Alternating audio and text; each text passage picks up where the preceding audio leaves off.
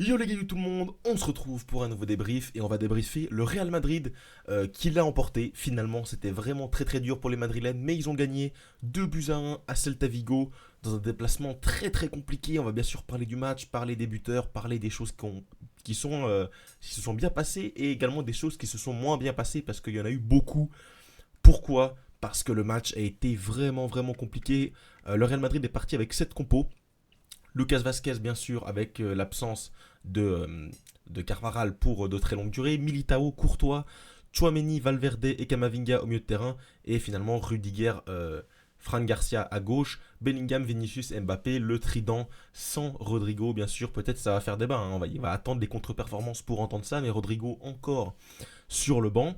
Et puis finalement, une équipe vraiment, vraiment en difficulté face à cette équipe basque, pardon, face à cette équipe de Galicie, face à cette équipe du Celta Vigo. Et franchement, ça se reflète sur les statistiques parce que regardez ça, et ben le Real Madrid s'est fait manger. Franchement, le Real Madrid, au niveau des statistiques, vous le voyez juste ici, but attendu, donc les fameux XG, le Celta Vigo est mal payé. Ils sont à 1,7 XG, alors que le Real est à 0,74. Un match très compliqué pour les Madrilènes, vraiment en difficulté. Que 10 tirs, que 3 tirs cadrés, dont 2 buts. Le Real Madrid qui a vraiment été en énorme difficulté face à cette équipe. Encore à la fin, ils terminent le cul dans leur surface avec des grosses occasions. On le voit ici pour le Celta.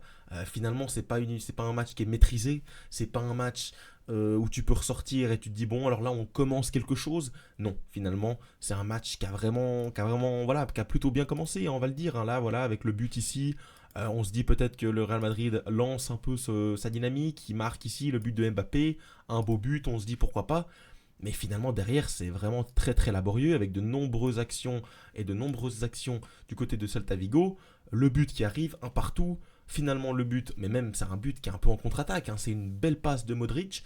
Et puis c'est Vinicius qui finit, mais finalement il n'y a pas grand-chose dans le jeu. Le jeu c'est assez brouillon, on ne sait pas tellement ce qu'il veut faire. Bellingham il est là à courir partout, mais finalement il est nulle part. Vinicius Mbappé, la collection, c'est toujours le néant. Individuellement, ils sont peut-être au rendez-vous, les deux marques, mais dans l'animation, si vous avez vu le match, c'est pas ça, on va le dire. Derrière les latéraux, énorme difficulté pour Fran Garcia, pour Vasquez, que j'ai trouvé vraiment en difficulté sur le but du Celta, les gars. Le joueur basse, le joueur basque, qui joue en basse, le joueur galicien, le joueur du Celta est tout seul dans la surface. Absolument personne entre Rudiger et Lucas Vasquez. On croirait, même moi en district, je sais qu'il faut quand même marquer le joueur. Donc Vasquez ne l'a pas fait. À voir si Vasquez, ça va vraiment être crédible sur toute une saison. J'ai fait du reste une vidéo pour parler du sujet et je disais que Vasquez, ça va peut-être être compliqué sur certains matchs. Ça l'a été aujourd'hui. Heureusement pour le Real, tu gagnes quand même. Les 3 points sont le plus important, mais à force de dire ça, et ben ça fait quand même un petit moment, parce que ça fait depuis le début de saison que les matchs, dans le fond, dans le fond de jeu, ils sont quand même vachement décevants. Et franchement, t'es vraiment en difficulté. T'es en difficulté. Je sais pas si vous avez vu le match.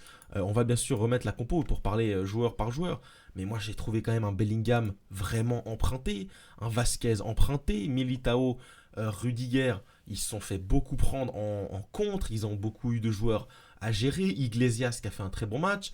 Svelberg ici qui a marqué. Mais j'ai trouvé qu'il aurait pu jouer mieux certains coups. Bamba ici qui a fait un peu de remue-ménage du côté de Fran Garcia et Rudiger. Camavinga, Valverde, on sait que c'est pas l'assurance tout risque au niveau voilà, de la remontée de balle, de la possession, du calme balle au pied.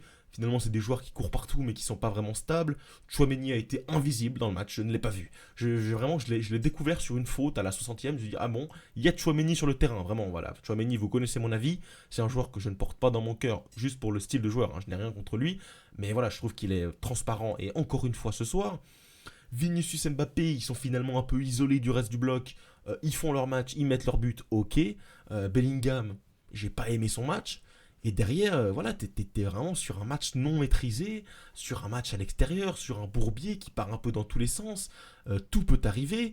Et finalement, t'es à rien. Parce que à la toute fin, le Celta Vigo, sur un ballon qui passe à rien du poteau, sur un centre en retrait, et puis voilà, un plat du pied, un peu du bout du pied qui se jette pour terminer, ça peut faire 2-2. Et là, on se dit quand même, s'il y a 2-2, franchement, ça aurait pas changé grand-chose. Il y aurait pu avoir 2-2. Et là, qu'est-ce qu'on dit?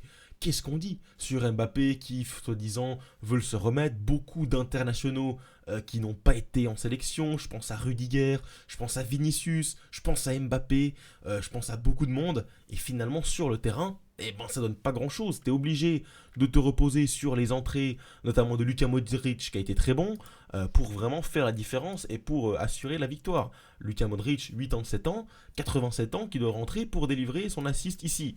Donc franchement, moi je suis toujours inquiet pour ce Real, mais ce Real finalement l'emporte. Comme souvent, j'ai envie de dire. Donc voilà, pas non plus surpris du match. Je me suis dit, oh, peut-être ça peut faire 2-2. Peut-être que je vais être content sur ce match. Non, parce que c'est le Real Madrid, même en faisant des matchs, on va le dire, pas maîtrisés, pas beau dans le style, pas beau dans le jeu, pas beau dans la forme. J'ai aussi vu des joueurs un peu agacés, Bellingham être un peu énervé, mais je le comprends parce qu'il fait beaucoup d'efforts, mais finalement il fait des efforts un peu dans le vide. Il court partout, il fait des tacles, il joue offensivement, il fait des appels, finalement lui aussi doit revenir défensivement, il termine au poteau de corner, puis derrière il n'est pas servi. Voilà, c'est compliqué pour lui. Même Vinicius, toujours dans cette agressivité, dans les danses, il montre un peu ses parties intimes, finalement il se bat, il est dans la boue, on est dans le combat face à cette équipe du Celta.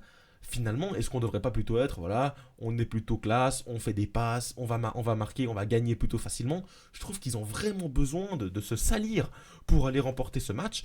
Et franchement, je trouve que c'est un peu de mauvais augure pour la suite. À voir maintenant, parce que là, tu vas quand même avoir deux gros matchs qui vont arriver.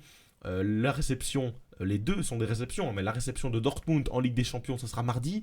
Et bien sûr, ce classico qu'on attend tous, ça sera dimanche prochain dans le cadre de la Liga. À voir, à voir. Franchement, les deux prochains matchs, pour moi, vont donner le ton sur la saison du Real. Parce que forcément, si le Barça vient te battre à la maison, ça va commencer à être compliqué pour la Liga.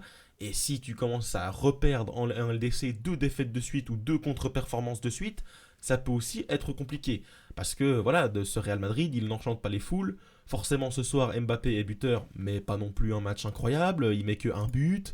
C'est pas non plus phénoménal. Finalement, t'es en déficit dans les buts attendus, t'es en déficit dans le nombre de tirs, t'es en déficit dans le nombre de tirs cadrés, dans les grandes chances, dans les corners. Voilà, t'es vraiment beaucoup déficitaire. Hein. Donc, franchement, à voir. Je sais pas ce que va donner ce Real Madrid. Je suis très inquiet. On va forcément reparler dans le futur de cette absence de Toni Kroos, de cette absence d'un meneur au milieu de terrain. Voilà, est-ce que Tchouaméni, Camavinga, Valverde, c'est réellement complémentaire? Est-ce que c'est ce trident Bellingham, Mbappé, Vinicius, est-ce que c'est réellement bien? On voit aussi Mbappé toujours dézoner à gauche, Vinicius repartir dans l'axe. C'est un peu brouillon, hein, je trouve que c'est vraiment brouillon. À voir maintenant, Rodrigo, que va-t-il faire? Modric, voilà, le retour forcément de Ferland Mendy peut-être, l'absence de Carvajal qui va vraiment poser problème. Je sais pas en tout cas, moi je serais inquiet. Forcément, je suis pas un supporter du Real, mais si je l'étais, je serais quand même inquiet, hein, parce que franchement, sur ce début de saison, je ne vois absolument rien. Je ne sais pas comment on gagne les matchs. Donc franchement, voilà, compliqué, surpris. Mais bon, au final, c'est les 3 points. Au final, c'est le Real Madrid qui l'emporte ce soir. Et nous, on jouera demain face à Séville. On va bien sûr en parler sur la chaîne. Donc pour cela, abonnez-vous, likez et partagez et activez la cloche pour être au courant de toutes les prochaines vidéos. On se retrouve très très vite. Ciao.